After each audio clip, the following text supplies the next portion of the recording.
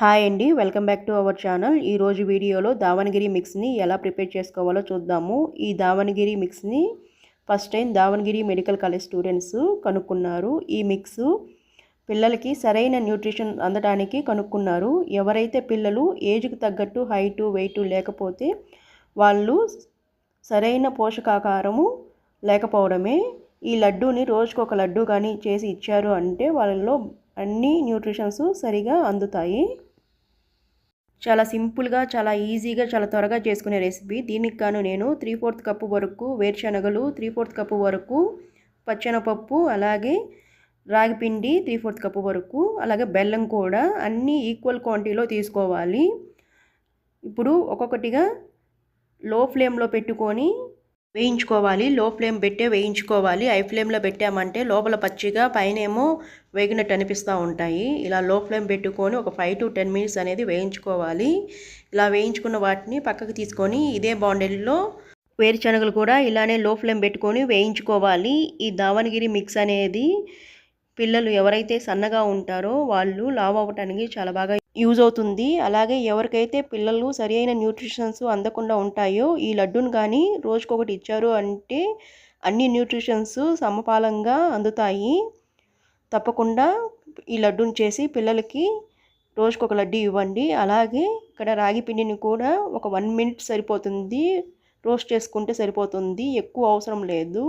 ఇలా 1 minute చేసుకున్న తర్వాత ఈ రాగి పిండిని కూడా తీసుకొని ఇప్పుడు ఒక మిక్సీ జార్లో శనగపప్పుని వేసుకొని మెత్తగా పౌడర్ చేసుకోవాలి. ఇలా పౌడర్ చేసుకున్న దాన్ని డైరెక్ట్గా తీసుకోవచ్చు, కానీ నేను ఇక్కడ జల్లెడ పట్టుకుంటున్నాను.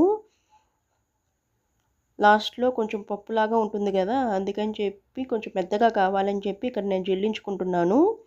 అలాగే గ్రౌండ్నట్స్ కూడా, గ్రౌండ్నట్స్ పైన ఉన్న పొట్టునంతా తీసేసి ఇలా మిక్సీలో వేసుకొని వాటిని కూడా మెత్తగా పౌడర్ చేసుకోవాలి. ఈ గ్రౌండ్నట్స్ పౌడర్ చేసేటప్పుడు మెత్తగా అవుతుంది కాబట్టి లైట్గా పౌడర్ లాగా పట్టుకోవాలి.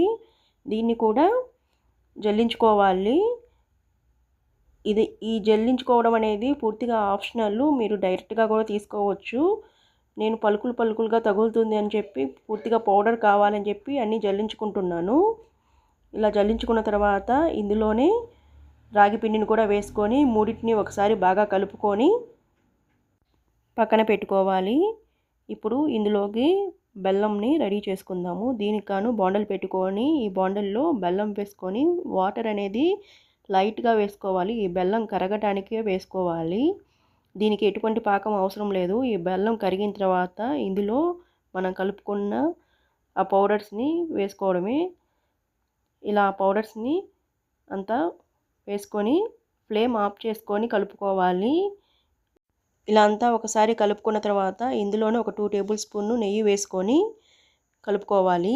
నెయ్యి అనేది పూర్తిగా ఆప్షనల్. ఇక్కడ ఈ నెయ్యి అవసరం లేదు అనుకున్నప్పుడు బెల్లమే ఇంకొక 1/2 కప్పు బెల్లాన్ని తీసుకొని ఆ బెల్లాన్ని పాకం చేసుకొని బెల్లంతోనే ఉండలు చేసుకోవచ్చు. లేదంటే గీతో ఇలా గీని మధ్య మధ్యలో యాడ్ చేసుకుంటూ ఉండలు వచ్చేలాగా కలుపుకుంటూ అన్నీ ఉండలు చేసుకోవాలి. ఈ దావణగిరి మిక్స్ అనేది ఇలా ఉండలు కాకుండా డైరెక్ట్ పౌడర్ లాగా చేస్తారు, కానీ నేను ఇక్కడ పౌడర్ చేస్తే పిల్లలు సరిగా తినరని చెప్పి ఉండల్లాగా చేస్తూ ఉన్నాను. బెల్లంని పౌడర్ చేసి ఆ పౌడర్ని వీటిలో యాడ్ చేస్తారు, కానీ నేను ఇక్కడ బెల్లంని పాకంలా పట్టి ఉండల్లాగా చేశాను. అలాగే గీ అనేది వాడరు, నేను ఇక్కడ గీ అనేది వాడుతున్నాను. మీకు గీ అవసరం లేదు అనుకున్నప్పుడు ఇంకొక 1/2 కప్పు బెల్లాన్ని వేసుకొని కొంచెము పాకంలా కాకుండా బెల్లం కరిగేంత వరకు ఉంచుకొని ఇలా ఉండలు చేసుకోవచ్చు. మీరు కూడా ఒకసారి ట్రై చేసి ఎలా వచ్చాయో నాకు కామెంట్ బాక్స్లో కామెంట్ చేయండి. అలాగే ఖచ్చితంగా పిల్లలకి రోజుకొక లడ్డు ఇచ్చేటట్టు చూసుకోండి. నా ఈ వీడియో కనుక నచ్చితే లైక్ చేయండి, షేర్ చేయండి. మరిన్ని వీడియోస్ కోసం ఆరు కిచెన్ అండ్ వ్లాగ్స్ని సబ్స్క్రైబ్ చేసుకోండి.